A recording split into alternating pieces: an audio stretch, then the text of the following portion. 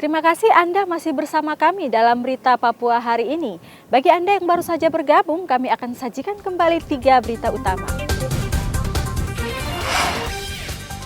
Diduga korsleting listrik, 2 rumah di Entrop, Kota Jayapura terbakar. Menko PMK dan Kepala BNPB pantau langsung penyaluran bantuan untuk korban kelaparan di Puncak. Ombak mencapai 3 meter, nelayan di Binaloka, Merauke tidak berani melaut.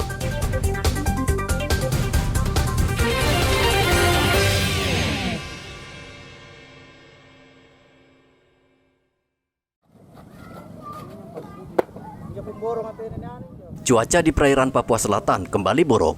Ketinggian ombak mencapai 3 meter disertai angin kencang sehingga membuat nelayan berpikir 2 kali untuk menangkap ikan. Saat ini nelayan memilih tinggal bersama keluarga, menunggu cuaca membaik. Untuk mengisi waktu luang, mereka memperbaiki perahu yang rusak akibat saling berbenturan dihempas ganasnya ombak. Salah seorang nelayan, Rahman, menyatakan hanya menghabiskan waktu memperbaiki perahu atau jaring ikan. Berapa lama tidak melaut ini? Ada 2 minggu. Dua minggu nih? Iya, kenapa? Itu perahu diperbaiki dulu. Diperbaiki dulu ya. Cuacanya buruk, masih buruk nih? Masih buruk. Apa? Ombak berapa meter? Ombak. Angin juga. Jadi sementara tidak berlaut ini memperbaiki perahu ya? Ya. Kenapa perahunya bisa rusak, Pak? Ya, ombak. Ombaknya. Oh, saling berbenturan ya? Ya. Kapan rencana keluar ini? Ya. Kenapa rencana cari ikan ini? Yang penting Cuaca ini, baik ya? Cuaca bagus ya. Baru keluar. Mata pencaharian nelayan sangat bergantung pada cuaca, dan mereka memperkirakan 2 atau 3 hari ke depan cuaca akan membaik dan mereka bisa kembali melaut. Muhammad Ridwan melaporkan dari Merauke, Papua Selatan. Kelompok petani kopi Robusta di distrik Kemtu Gresik, Kabupaten Jayapura akan memanen kopi pada pekan depan. Di Kampung Yanbra, kelompok ini memiliki lahan kopi Robusta peninggalan Belanda seluas 7 hektar. Selama ini, masyarakat Kampung Yanbra mengolah sendiri hasil kopi secara swadaya dengan bantuan mesin produksi kopi dari pemerintah. Membuka lahan kopi secara swadaya sekitar 7 hektar.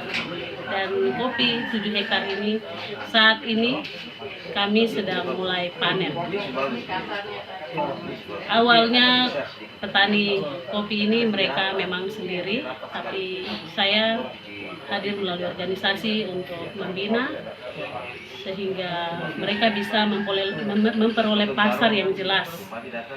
Dan puji Tuhan untuk saat ini kami sudah memiliki pesanan-pesanan kopi yang masuk untuk siap membeli kopi kami, yang sudah menginformasikan akan beli sekitar 1 ton kopi dari petani kopi Robusta Green. Dan semua ini benar-benar hasil dari kerja keras secara swadaya oleh masyarakat petani kopi. Petani kopi di Kampung Yanbra Kamis kemarin dikunjungi polisi yang menjanjikan akan membawa kopi Robusta Kampung Yanbra untuk diperkenalkan ke dunia internasional. Sudah nampak kelihatan hasil.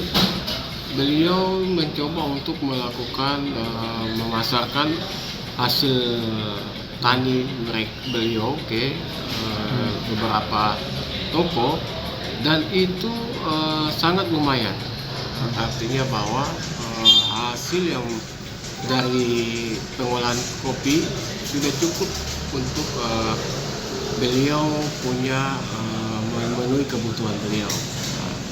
Berawal dari itu,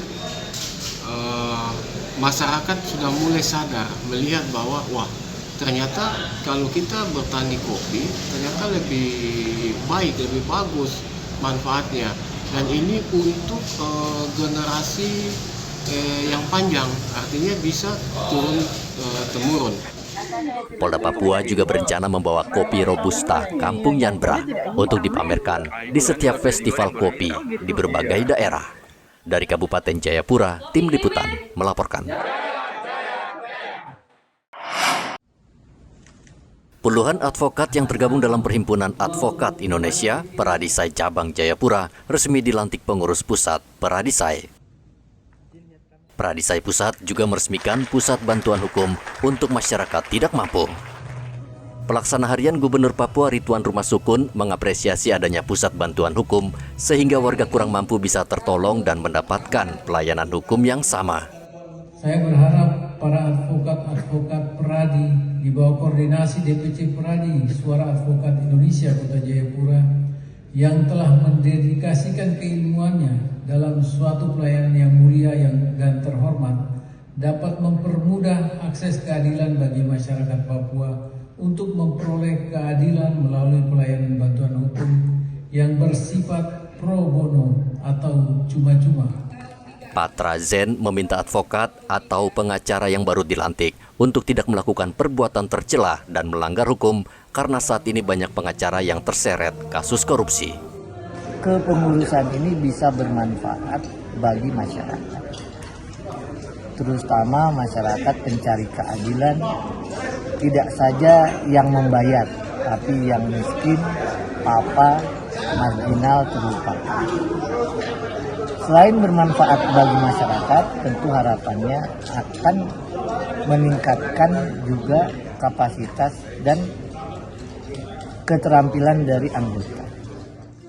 Ketua Peradisai Jayapura Anton Raharusun mengatakan akan menggelar berbagai kegiatan untuk meningkatkan kualitas advokat di Jayapura. Kita berharap di dalam kepengurusan maupun keanggotaan daripada Peradisai Advokat Indonesia di Papua ini memang harus benar-benar menjadi advokat yang bersih, ya, tidak tersentuh dengan masalah-masalah mafia peradilan. Itulah sebabnya kami ingin segera, ya, atas izin daripada Magketum dan juga Sekjen, untuk segera kita akan membentuk Dewan Kehormatan dan juga Dewan Pengawas Daerah. Supaya apa? Supaya bisa apabila ada laporan-laporan dari masyarakat terkait dengan advokat-advokat yang dalam tanda kutip nakal, maka bisa kita bawa ke Dewan Etik atau Dewan Kehormatan untuk dilakukan proses persidangan. Peradi juga mengingatkan para pengacara agar membantu warga miskin dan memperjuangkan keadilan. Arthur melaporkan dari Kota Jayapura, Papua.